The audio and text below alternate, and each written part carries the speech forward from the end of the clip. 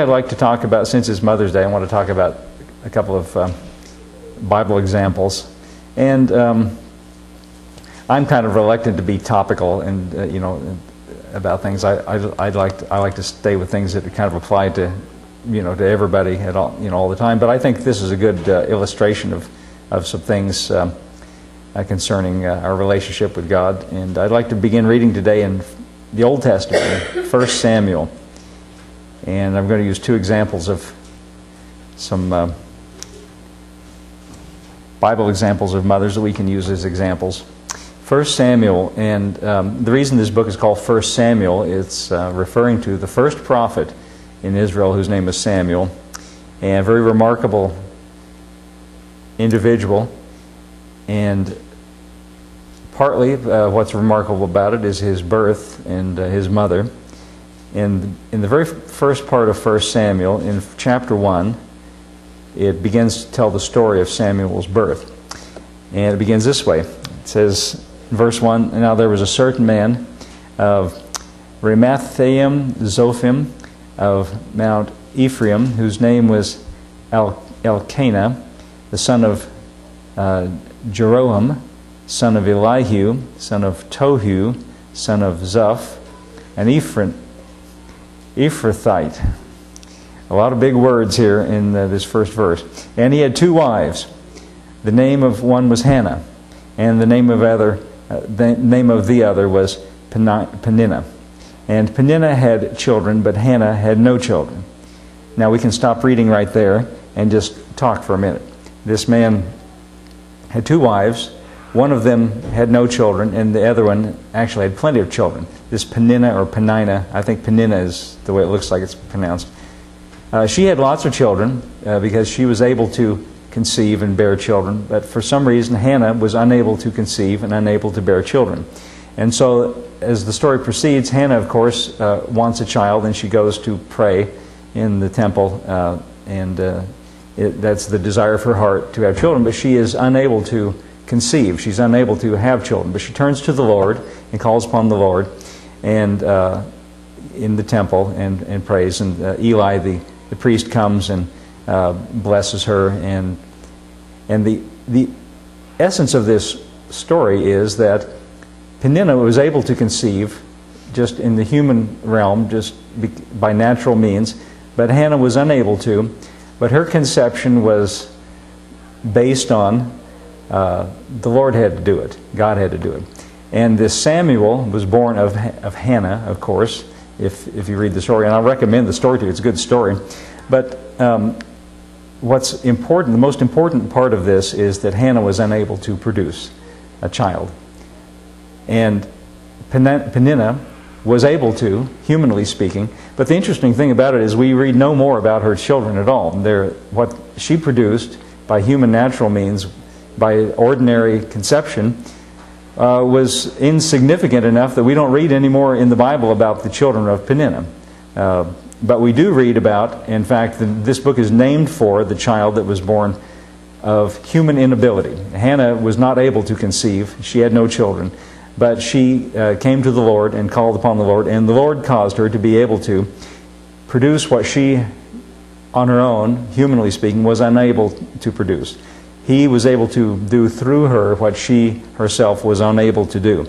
And of course you understand why I'm saying it that way, to make the point that like Hannah, the Christian life for us is something that, if I can just be honest with you, that we are unable to produce. Although, on the other hand, by grace, He is able to produce that through us. So the essence of this story, and really that's all I'm going to read to you about this story, just to point out to you that Peninnah was able to produce, but Hannah could not. But the Lord was able to do through her what she could not do, humanly speaking. The other example of very much the same kind of situation is Abraham and his, actually one wife, but then, well, you could say two wives. And I'd like to read to you about Abraham, not from the Old Testament, but from the New Testament, in Paul's letter to the Galatians. And it's in Galatians chapter 4, beginning with verse 22. And Paul makes an interesting observation about Abraham, and Sarah was his wife. And he makes pretty much the same application to it that I just made. Verse 21. Galatians chapter 4, verse 21. And before I read, I guess I should give you a little background about this book of Galatians. Paul is the founder of this. Galatia is not a city, but it's a region. And Paul is the one who preached and started this church in the region of Galatia. And so these are basically his converts. And Paul's message, you can read about it, you can read his examples of his messages in the book of Acts. And sometimes he could preach very short if he wanted to. Like with the Philippian jailer, I like to use that as an example. When the Philippian jailer came to him and said, "Sirs, what must I do to be saved?" he was able to tell him in one breath, "Believe on the Lord Jesus Christ and you'll be saved." There was no more to add, nothing more to do, because the way the Christian life works is Jesus does the doing and we do the believing. He does the work, and the fact of it is, if it were up to us, we're not able to produce what the Christian life is. Only He can do it. In fact, I like to say sometimes there's only one person that can live a Christian life, and that's Christ, the one for whom it's named. And as it shows up in our lives, it's only to the extent that we allow Him to do the living within us. We do that by trusting Him, by believing in Him, by allowing Him by grace to do for us what we cannot produce by ourselves. And that's sort of, in everyday language, what the essence of Paul's message was. And a gospel of grace.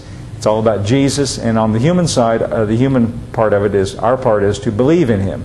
That's why he was able to preach to the Philippian jailer, "Believe on the Lord Jesus Christ and you'll be saved." However, there were people in Paul's day, as there are in this day as well, who did not like what he preached and did not agree with it. And these were, we read about them in the 15th chapter of Acts, they were Pharisees, like Paul, who also had become Christians, but they thought that message that Paul was preaching was making it too easy, and that you had to put a little more human effort into it, and you had to be more to it than that. And what they wanted to do was to not say that it's enough to believe on Jesus and let Him do it all, but you had to, what the essence of their message was, to keep the law, to observe the Old Testament law with the food laws and the Sabbath laws and all the other things going along with it, and that would produce in you holiness.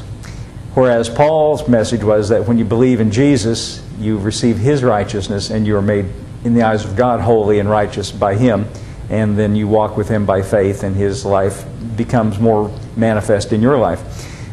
The Pharisees had a habit of, these Pharisees that believed, when Paul would preach, they would go around to the places that he started, and they would come and bring to them this message of human effort and human ability, human performance, if I can say it that way, through the observance of the Old Testament law. And Paul saw that as a contradiction, and so he's writing to the Galatians, and he's sort of reprimanding them for accepting that point of view. Paul's attitude about it was, it's either Jesus working in your life or you working in your life, but not both. It's either Him or you. Your part is to believe in Him. In fact, I'm going to read here Paul's, and that's really the essence of what he has to say here in Galatians, but I'd like to back up. I said verse 21. Let's go back to verse 19. I just thought of this as I was standing here. This might be a better place to start after what I just said.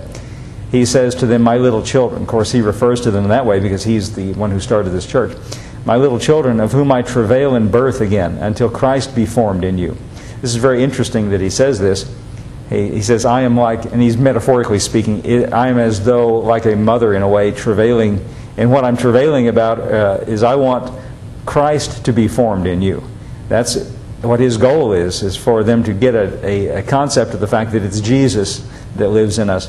He says, "I desire to be present with you now and to change my voice, for I stand in doubt of you. Tell me, you that desire to be under the law, do you not hear the law?" And he's getting ready to give us a good example. Before I read it, I wonder if sometimes we think enough through about what is it with Paul? What is it with him? What is he so upset about the law for? Why is he always harping on this? He's got a lot of things to say, and basically along these lines.